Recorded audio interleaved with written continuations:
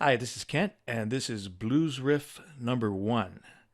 I'm going to start, the first thing I'll show you is this riff in the key of C blues. So we're going to be using the first 5 steps of the standard blues scale. Here's that blues scale.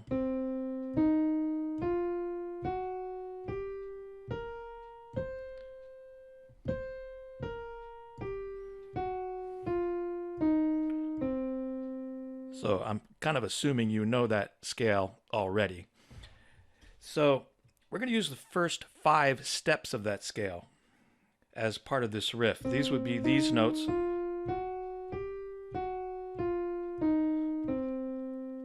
to place my hand in kind of a fixed position.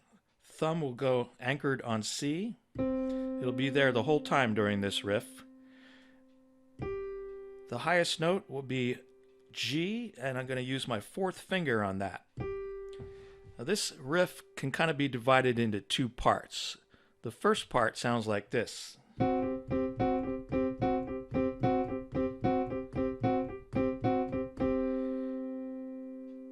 the second part's going to go. And let me do them together, and then I'm going to break this down so you'll know what fingers I'm using and give you some hints on playing it with a correct rhythm, etc. So, first half. Second. All right, that's the sound of it. Let's slow it down. First of all, the thumb is constantly going da da da da da da. That's a triplet sound. 1 2 3, 1 2 3, 1 2 3, 1 2 3. If I had a bass line, that rhythm is.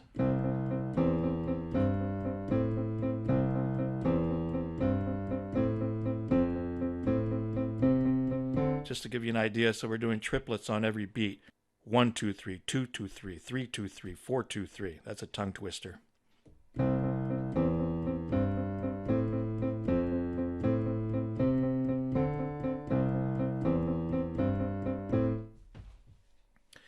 Okay, so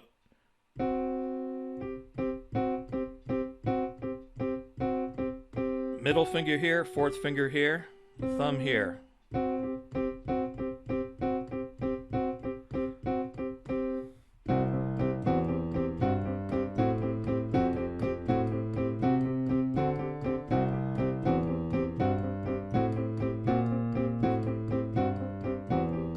Okay, so the second part of it is a little more tricky.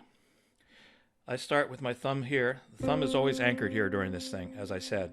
Middle finger now on F, and I'm going to go up with my 4th finger to the G flat. That's kind of slowed down here.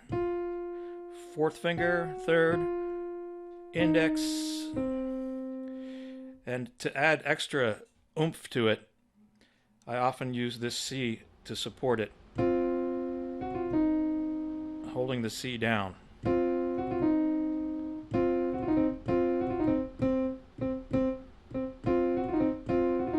You could simplify it by going without this C down here.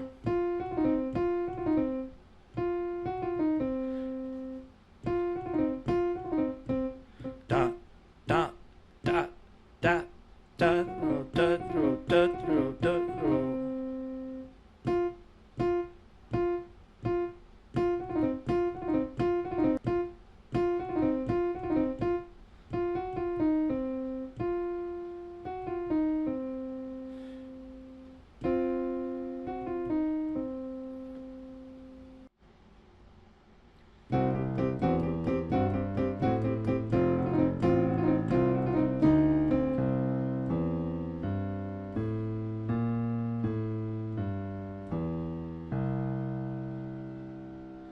So there it is, using the lower half of the C blues scale. You want to be able to transpose that into different places. So the way to do that is to recognize the pattern that's involved. We have the root note of the scale, and then we have the middle finger up here on the 4th note of the scale. So if you want to look at all these notes, the first 5 notes of the scale you have a minor third, then you go up a whole step, and then a half step, and then another half step. So let's do it on D. Minor third, whole step, half step, half step. So you want to be able to play that blues scale starting on any note. So we're going to be using just the first 5. That's on D. If I were to go on F, I would have a minor third, whole step, half step, half step. So if I did this thing, let's stick with F here. I'll use the same fingers this time. Thumb, middle finger, fourth finger.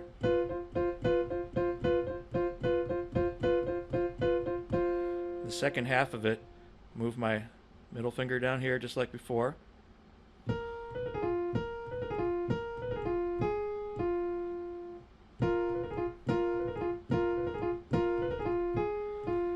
So as you can see, both halves of this thing can be used just on their own. You know, this thing sounds pretty cool just to do this anywhere in the middle of a solo, to be going,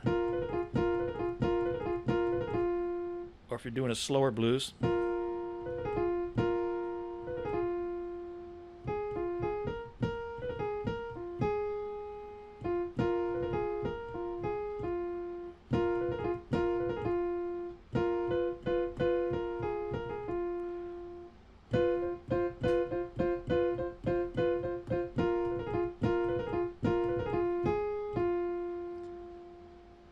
Okay, there you go. That's blues riff number 1. Practice doing it in multiple places on the keyboard using a different thumb root, and then the next 5 steps of whatever the scale is starting there.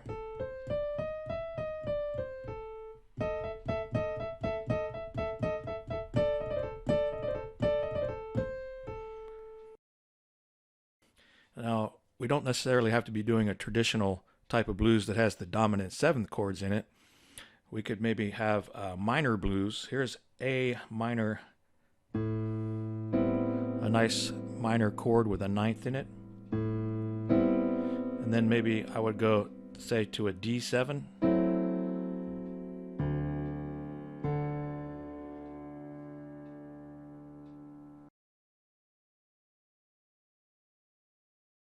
So then you could have something sultry like this, minor blues.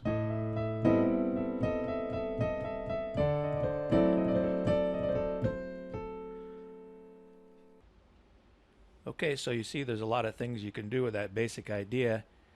So I encourage you to experiment around a lot with that in different keys and in standard 12-bar blues, or maybe just a minor sounding piece of music that doesn't even necessarily follow the 12-bar blues pattern. Okay, thanks for listening, and stay tuned for blues riff number 2.